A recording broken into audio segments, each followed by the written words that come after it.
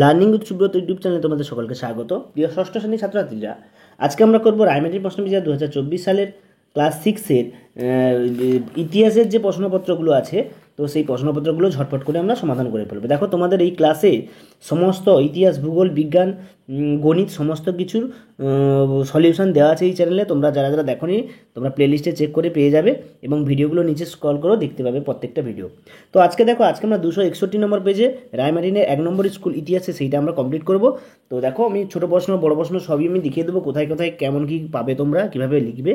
তো স্কুলটার নাম হচ্ছে বালুরঘাট গার্লস হাই স্কুল, 261 নম্বর পেজ দেখতে পারো যাদের কাছে বই আছে। তো তোমরা দেখো, একে দেখে দেখো 8টা ড্যাশ পূরণ দিয়েছে। তো প্রথমে 8টা ড্যাশ পূরণ আমরা করব। প্রথমটা দেখে বলেছে, পরবর্তী বৈদিক যুগে ড্যাশ ছিল অন্যতম পশু, উত্তর হবে ঘোড়া। মহাবীর 72 বছর বয়সে ড্যাশ নগরীতে অনশন করেন, উত্তর হবে পাবা। মহাবীর সর্বজ্ঞানী হয়ে ড্যাশ নামে পরিচিত ছিলেন, উত্তর হবে কেবলিন। অশোকের আমলে মৌর্যদের রাজধানী কী ছিল, না পাটলিপুত্র। সম্রাট দ্বিতীয় চন্দ্রগুপ্তের শাসনকালে ড্যাশ মুদ্রা প্রচলন চালু হয়, উত্তর হবে রৌপ্য মুদ্রা। গুপ্ত বংশের রাজা রামগুপ্ত ও চন্দ্রগুপ্তের সঙ্গে শকরাজারা যুদ্ধে নিয়ে লেখা হয়েছিল ড্যাশ নাটক, উত্তর হবে দেবীচন্দ্রগুপ্তম এই নাটকটি লেখা হয়েছিল সেই সময়। তো এবারে দেখো বলেছে, দেখো গুপ্ত যুগে পরবর্তীকালে অনেকটা আজকের দিনের হাতে খড়ির মতো একটা অনুষ্ঠান হতো, তার নাম কি, উত্তর হবে কি, না বিদ্যারম্ভ। উত্তর কী হবে, না বিদ্যারম্ভ। এরপর দেখো কি দিয়েছে, না আর্যভট্টের পরবর্তী বিখ্যাত জ্যোতিষবিজ্ঞানী ছিলেন কে, না উত্তর হবে ব্রহ্মগুপ্ত। তোমরা যদি প্রাচীন গণিত শাস্ত্র পড়ো, সেখান থেকে বিভিন্ন রকম গণিতজ্ঞের নামগুলো পরপর পাবে। তো তারপরে দেখো, গুপ্ত যুগে চিত্রশিল্পের সব থেকে বিখ্যাত উদাহরণ ছিল মধ্য ভারতের ড্যাশ ছবিগুলি, উত্তর হবে গুহার ছবি, অর্থাৎ অজন্তা গুহার ছবিগুলো খুবই সেই সময় বিখ্যাত ছিল। প্রাচীন ভারতের মহাদেশে একটি পরিচিত বন্দর নগরী ছিল তাম্রলিপ্ত, বর্তমানে যেটাকে তমলুক বলা হয় পূর্ব মেদিনীপুরে। তো তমলুক, এই তাম্রলিপ্ত বন্দরটি সেই সময় ছিল পরিচিত নগর ও বন্দর। দেখো, 2-এর দাগের 10টা এসএকিউ প্রশ্ন বলেছে, সেই 10টা এসএকিউ প্রশ্ন আমরা এক এক করে করব। তো দেখো, একের পর এক। অশোকের পিতার নাম কী ছিল, প্রথম উত্তর হবে অশোকের পিতার নাম ছিল বিন্দুসার।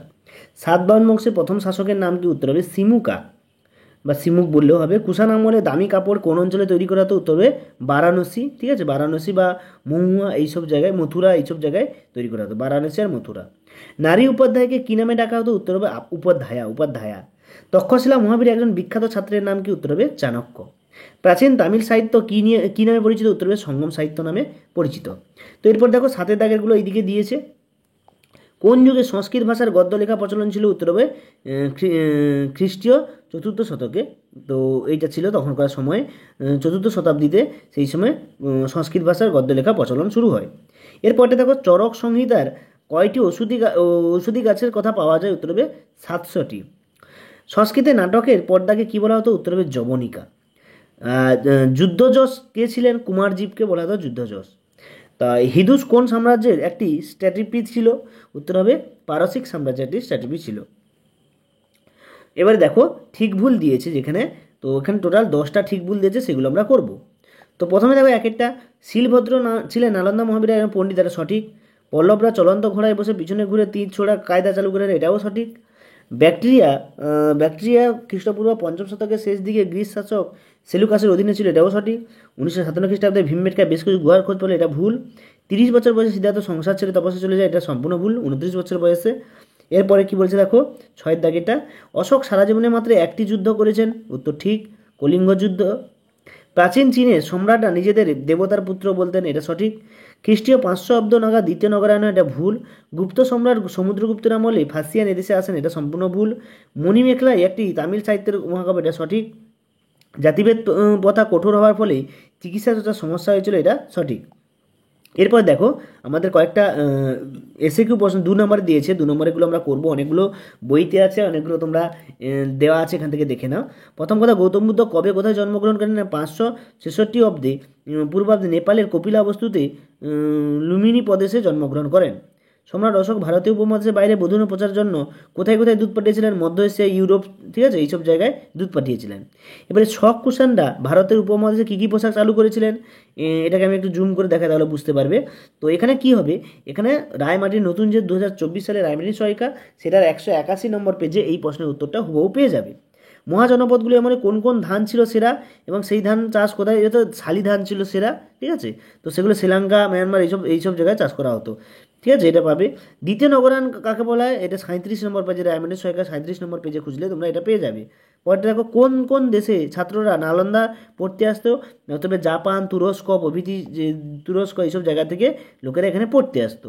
পরে কুষাণ বংশের শ্রেষ্ঠ সম্রাট কে ছিলেন, কনিষ্ক। তিনি কত সালে সিংহাসনে বসেন না 78 থেকে 144 খ্রিস্টাব্দের মধ্যে সিংহাসনে বসেন। তারপরে বলছে দেখো, ভারতের পাশের মাঝে তামিলদ বন্দর নগর আর কী নামে পরিচিত, এটা পাবে 181 নম্বর পেজ। এটা এই তমলুক পাবে, এটা তমলুক, এবং এর যে ব্যাখ্যাটা তোমরা পাবে 181 নম্বর পেজে রায়মার্টিনে। এরপরে দেখো কি বলেছে, এরপরে 162 নম্বর পেজে চলে এসেছি আমরা। না এরপরে কত 3 নম্বরের প্রশ্নগুলো 5টা করবো, সেগুলো দেখো কী কী দিয়েছে। প্রথম প্রশ্ন দেখো, বলেছে রেশম পথ কী। তো রেশম পথ সম্বন্ধে তোমাদের জানতে হলে রায়মার্টিন সরকার 180 পেজে পাবে। ভারতের বহির্বিশ্বে যোগাযোগের যে কোনো একটি মাধ্যম, এটা টেক্সট বই থেকে তোমরা পেয়ে যাবে, সেখানে বহির্বিশ্বের সম্বন্ধে পেয়ে যাবে। আর্যভট্ট কে ছিলেন, এটা ছিল 161 নম্বর পেজে, রায়মার্টিন সরকার সেখান থেকে খুঁজবে। তারপরে দেখো, গুপ্ত যুগে সমাজের বর্ণপ্রথা কেমন ছিল, এটা 68 নম্বর পেজে পেয়ে যেতে পারো। এলাহাবাদ প্রশস্তি, এটা 118 পেজে। ভীমবেটকা হচ্ছে মাত্র 22 নম্বর পেজে। আর্য সত্য হচ্ছে রায়মার্টিন সরকার 92 নম্বর পেজে, এখান থেকে তোমরা পেয়ে যাবে।